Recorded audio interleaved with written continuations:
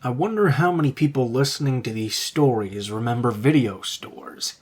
I know there are still a few here and there, but I have no idea how they'll continue to survive. What I do know is that most of them are now gone, and that when I used to work at one, I found them to be a particularly creepy place to be at night. For some stupid reason, before Blockbuster closed, they thought it would be a good idea to stay open until 2 a.m. in the summer, because apparently people just get these cravings to rent movies in the middle of the night or something, and we had to be there to fulfill that need. Yeah, it made no sense. What it did make for was extremely grouchy employees, sitting around in empty stores, jumping at every little noise because you could never tell if there was someone hiding behind those tall shelves. And that's exactly when this story takes place. The sweltering summer heat and the industrial air conditioning combined at the large windows in front to cause them to be completely fogged up. The store was silent, as I'd muted that annoying trailer that we kept on loop at all hours of the day, having heard it one too many times already. My manager was in the back doing manager things, which I assume meant jerking off or something, and I was standing up at the counter bored as ever, having completed every closing duty possible about an hour before close. I couldn't even remember when the last customer had even come in. In fact, now that I thought about it a little, I couldn't remember when the last customer even left. Suddenly, I wasn't sure that I was alone in here after all. I decided to do a sweep of the store just in case, so I left the front and walked along the new release wall looking into each aisle as I passed by. The shelves in the middle of the store were 6 feet tall, so I couldn't see most people without doing this. I passed drama and action without seeing a soul, but when I reached comedy, I heard a noise further up the aisle. Nothing sinister, just the light thunk of DVD cases bumping into one another. Either the manager had come out of the back without me knowing, or we still had a customer in the store. Yay. The noise was coming from further down, closer to the anime and horror section. I decided to go say hi and see if this person needed any help. As I got closer, I noticed the sound again. I assumed they were just picking up the boxes to read and putting them back in the wrong place, causing them to bang into the other boxes. Great. More stuff for me to clean up, I guess. The first thing I saw as I reached the aisle was empty DVD boxes lying all over the floor. What the hell? I hadn't heard a crash or anything. When I rounded the corner, I saw a person sitting in the middle of the aisle with all of the cover boxes lying around him. I stood there and watched him pick them up one by one, study them, and put them back down on the floor. What was he doing? I was very pissed that I was going to have to clean this gigantic mess up. "Excuse me, sir. Can I help you?"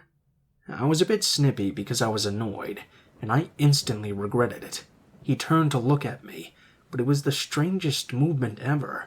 He moved in a slow, jerky motion, like he was a robot. When his eyes met mine, well, they didn't. His eyes were completely vacant. He smiled this blank smile and just said, "You don't have it." I was chilled far beyond the air conditioner.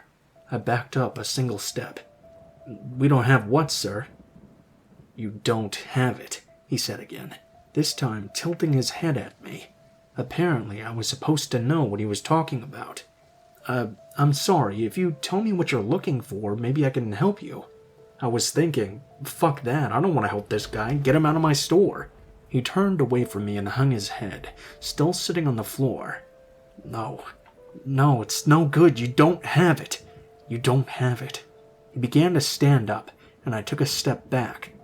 "Yeah, well, sorry," I said as he jerkily got to his feet. I had no idea what was going on with this guy. We can't carry everything. Now he was standing there, looking at the mess he had created on the floor. Either way, he was looking down and not at me. I was silently grateful about that. I didn't like the way those eyes felt. "We, close soon," I lied. We still had at least an hour left. It must have been the wrong thing to say. His head snapped up immediately, and he stared at me. Instead of vacant eyes, they were now piercing. I backed up again. "You don't have it," he said again. "You don't have it." He began walking towards me. I backed right into the new release wall without even knowing I was moving. I felt the shelves hit me in the back, and DVDs tumbled down around me. I turned and bolted to the back door, where the manager would be. The big, lovely metal door that locked automatically. "You don't have it!" he bellowed, over and over again. I heard the crunch of DVDs under his feet as he chased me down. I reached the back door and pounded frantically on it, screaming to be let in. The manager opened the door, and I nearly bowled him over in my haste to get behind it. He must have seen what I was running from, because he slammed the door quickly, then helped me from the floor where I fell once my shoes had left the carpet and hit the slick floor of the back room. "What the—" "I don't know," I interrupted. "Call the police." There was pounding on the door as the man reached it, punctuated by continuing cries. Then, suddenly, there was nothing. We stood there staring at one another. The manager finally grabbed the phone and called the police. I sat in the chair at the desk, and my eyes fell on the monitors for the security system. Obviously, whatever the manager had been doing back here didn't involve watching them. I scanned them, but I couldn't see any sign of the man. Just the huge mess that was left behind of the scattered boxes and the DVDs I'd knocked off the release wall. Had he just left so quickly? The police came and took our statements. The manager gave them the security footage, which did show everything that had happened, which made me feel a little bit more sane. But no arrest was ever made to the best of my knowledge. I never knew what he was, what exactly he even wanted, or what was wrong with him. I never knew what it was we didn't have.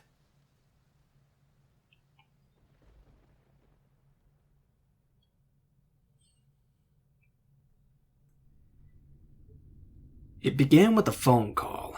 There were still 20 minutes to closing time, and I was all alone. One of the benefits of being a manager in a fast food burger chain when budget cuts force you to break the always 2 employees in the building rule. I hadn't seen a customer in over an hour, and I was counting the minutes until I could finally lock those doors. I'd already finished most of the closing duties that could be done while we were open, and I was sure I could be out 10 minutes after close if we didn't get anyone else. My heart dropped once I heard the phone ring. I knew it was going to be a customer asking when we closed so they could sneak in at 5 till and give me the most complicated order they could think of to ensure I didn't make it home until a good hour after I'd planned. I took a deep breath and slipped back into customer service mode. Picking up the receiver, I rattled off the expected greeting and waited for the inevitable question. There was a honking noise. It sounded like one of those rubber horns they used to put on bikes. Hello?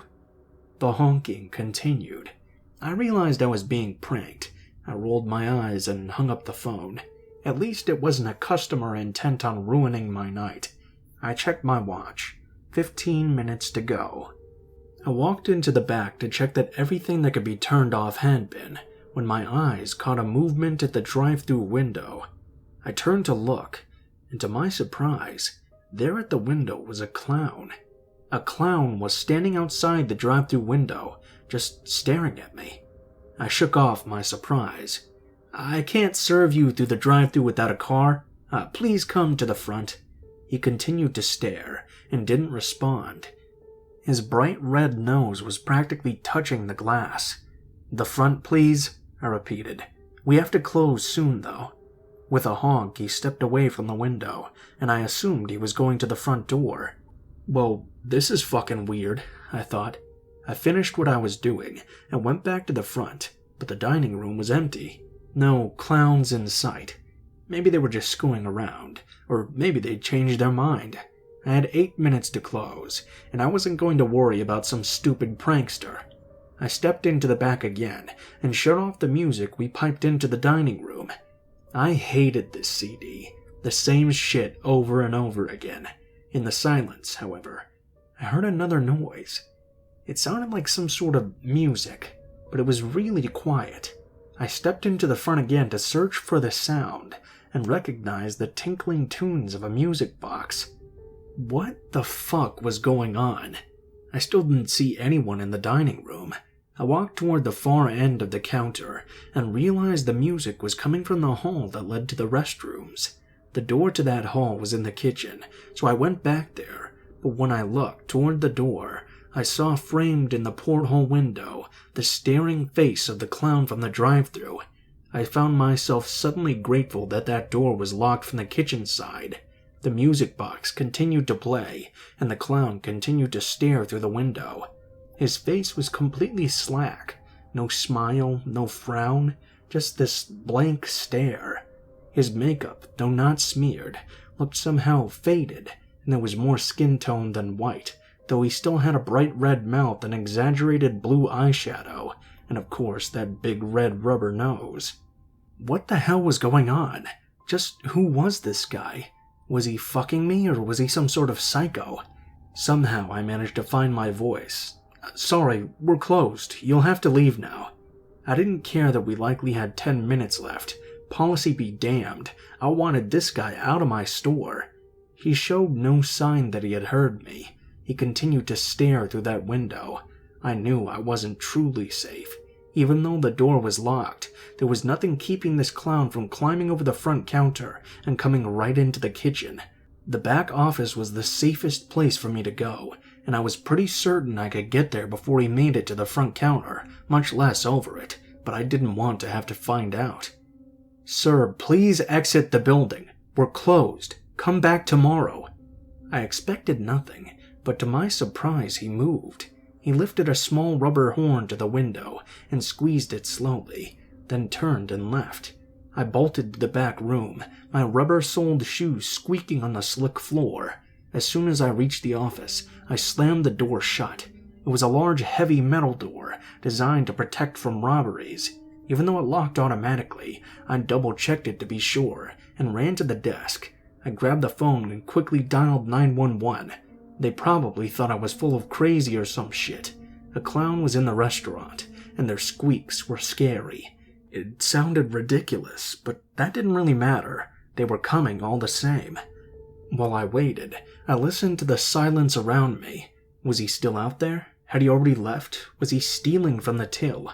Not that I cared if he did. I was just happy I didn't hear pounding or scratching at the door. Nothing to indicate this creepy bastard was trying to get me.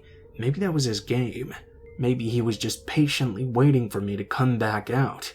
I imagined him standing just feet away on the other side of the door, waiting for me to open it to see if he was still there.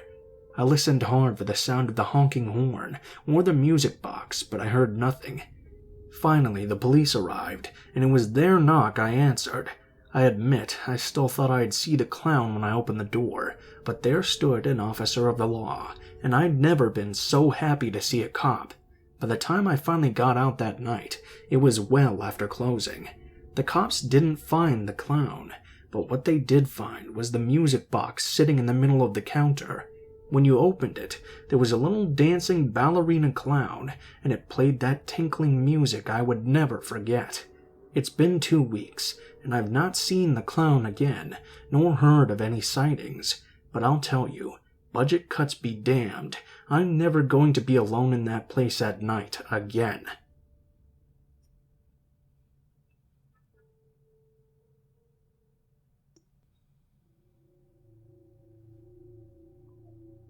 This actually happened some time ago.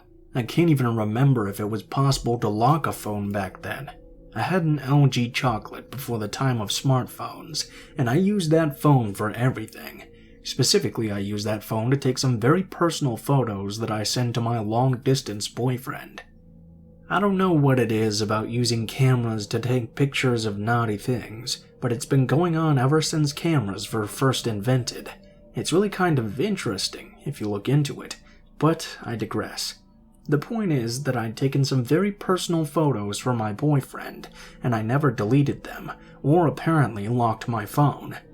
The day came when my boyfriend was coming to visit, and I had to drive to the airport after work to pick him up. I worked at a big-name cell phone retail store, so lucky for me, I had 2 phones, the personal one I told you about, and my work phone. When I got out of work the night I was to pick up my boyfriend, I went to the Target by my work to grab a few things before I headed out. What I didn't know was when I got into my car, I somehow dropped my phone in the Target parking lot. I only realized when I was already halfway to the airport.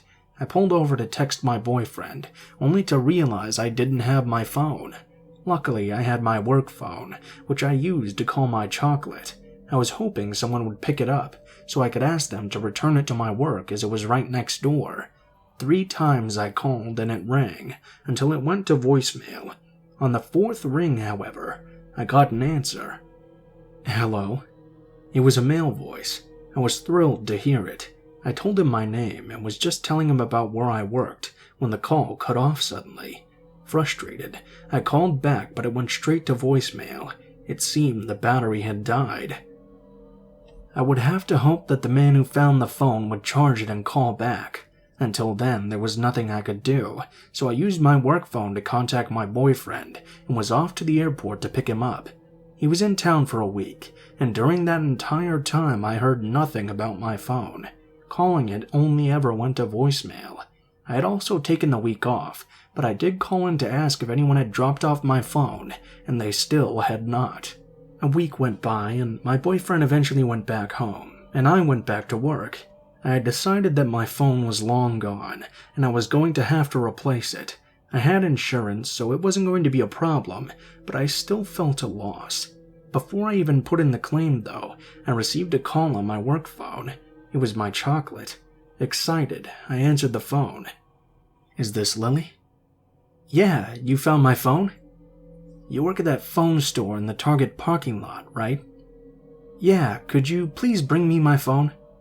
I've seen you. I'm in there all the time. I'd be happy to bring you your phone.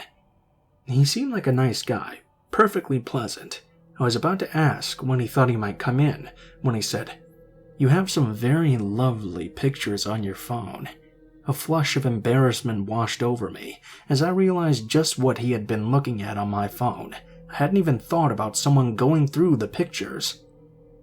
His voice went hushed, and it gave me a chill. I really like seeing so much of you. I'd like to see it in person. I'm sorry, I have a boyfriend. If you could return my phone, please, I would really appreciate that. Otherwise, I'll just replace it. Thanks. Oh, no. I'll bring it to you. I have an account there. I see you all the time. I'll be right in after work. Bye-bye, lovely girl.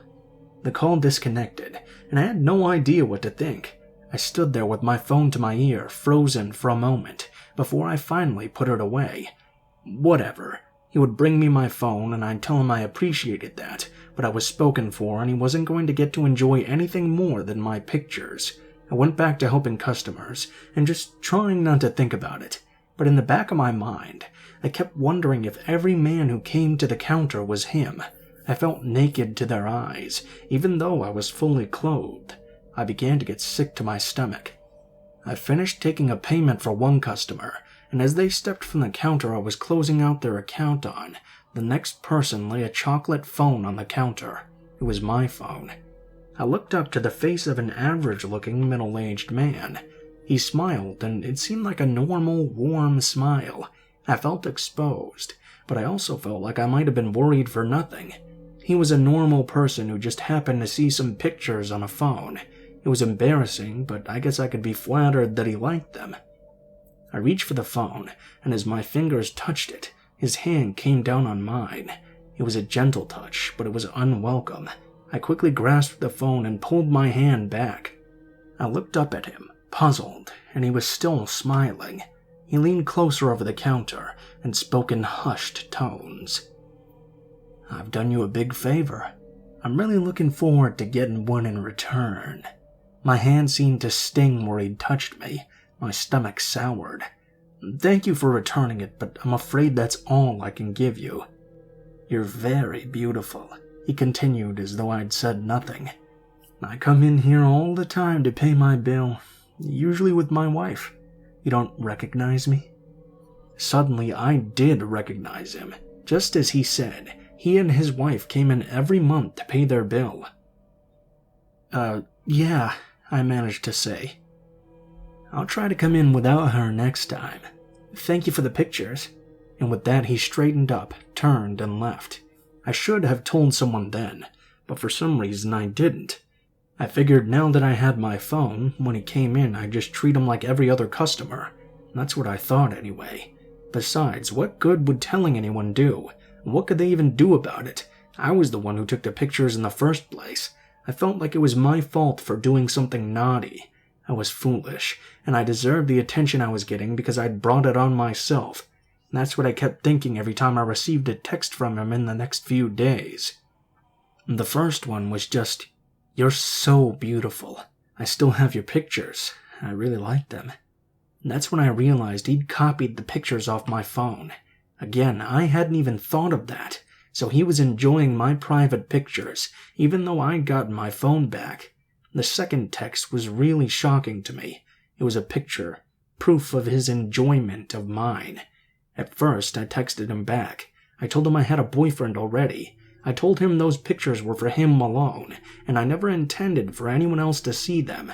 I told him I wasn't ever going to show him anything in person, and I begged him to just leave me alone. For some stupid reason, I still didn't tell anyone else because I felt like it was my fault for taking the pictures to begin with, as if somehow doing something dirty, though it was in private, and intended only for the viewing pleasure of my boyfriend. I had asked to be treated this way by some stranger. A week later, he came into the store to pay his bill. His wife was with him. They had an issue with the automated machine, and I had to help fix it. He stood all too close as I knelt to work on the machine, and while his wife didn't seem to notice, I was very uncomfortably aware of the situation. Finally, I felt I had to say something to someone. I spoke to my manager. I told him about losing my phone, and about having some personal pictures on it. I felt ashamed as I told him, and felt like he was judging me. He knew the person I was talking about, and his solution was that whenever this customer came in, he'd make sure that someone else would always help him. He would tell the guy that he was no longer allowed to even talk to me. In these days of Me Too, this all seems quite inadequate, but that's how it all went. After the manager spoke with him, there was a short period of silence. He stopped sending me messages, and I didn't see him in the store anymore. Finally, I felt like he was going to forget about the whole thing. About a week later, I worked the closing shift and went to the store on the way home, so it was nearly midnight when I pulled into the driveway. I got out of the driver's seat and shut it, then opened the back door to get out the groceries when I heard the crunch of a footstep on the gravel. I turned around, groceries still in hand, to see him standing there in my driveway. I was stunned. How could this be possible? How could he know where I lived? Before I could think anything else, he stepped closer. Too close. Had my car door been shut, I would have been pinned against it. As it was, the open door was to my right, and on the left I heard the clunk of the cans in the grocery bag hit the side of my car in my haste to back up. I knew at that moment he could push me into the back seat, and I would have little ability to defend myself once there. He was sniveling on about my having betrayed him. I wasn't really listening, though. I was focusing on the straps of the double plastic bag in my left hand, and on not being pushed into the back seat where the rest of my groceries sat. In my right, I was still clutching my keys. It was risky to move my right hand, as it was helping keep me balanced and from falling back into the car, but I had to do it. I pulled my hand away and jabbed at his face with my keys, forcing him to stumble backward and giving myself the room I needed. I pushed myself away from the car and swung my bag of groceries at him. I was hoping to hit him in the head, but I smacked him square in his shoulder and chest instead. Still, it was enough to knock him onto his ass. I ran for the front door. I felt his hands grab my ankle, but I kicked his hand and just ran. When I got to the door, I was never more grateful to only have 2 keys. I unlocked it and slid in, slamming the door behind me and throwing on the chain. I heard him slam against the door, and he began pounding on it, demanding to be let in, saying I owed him this, and so much more nonsense. Since this was a time before landline phones were obsolete, I was able to grab mine and call 911. At the first sound of a siren in the distance, the pounding stopped. They caught him on the way back to his car, parked around the corner. I'll spare you the court details, as it never went very far. I don't really understand why not, but this isn't the place to argue that. What I do know is that a month later, his wife came into the store to pay her bill by herself and remove her now ex from the account.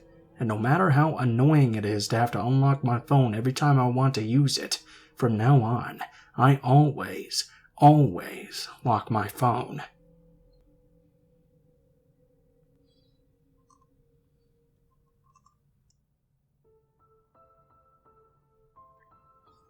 What is up, guys? Blue Spooky here. Thank you guys so much for watching, especially if you made it this far to the end of the video. If you guys liked the video, please be sure to like, share, comment, and subscribe if you feel so inclined. That sort of stuff really helps me out with the audience engagement and really helps my videos get out to a lot more people. So hopefully we can get to that 1 million one day. Help me out, guys. That'd be great. Once again, starting this week on the second channel, we're going to be doing some true crime stuff. Probably twice a week if I feel in the mood for it and feel like doing all the research required. Those will be on Wednesdays/Thursdays and Saturdays/Sundays probably. So look forward to that if you're interested. There's a link to my second channel in the description. The name is Mr. Blue Sky, so keep an eye out for that. If you guys feel like contacting me for any reason, links to all of my social media will be in the description below, including my Facebook, Twitter, and Gmail accounts. Send me a message on any of those, and I'll try to get back to you as quickly as possible. If you do decide to send in a story, please make sure that it has proper grammar, and try to include as much detail as possible so it's long enough for me to include in a video. Also, please be sure to include in the tagline what the name of the story is, if it has one, what type of story it is, if it has a theme, and how you would like to be credited in the description of the video the story appears in.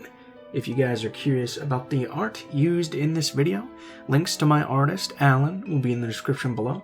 He does a lot of horror art stuff, and he's really good at it. He also does commissions, so if you guys have any projects you want to work on or something, please be sure to check him out. He can probably get you something really good. As usual, links to the music used in the video will be in the description below in the order which it appears. I think that's pretty much all for now, guys, so thank you guys so much for watching, and I hope you guys have a great day.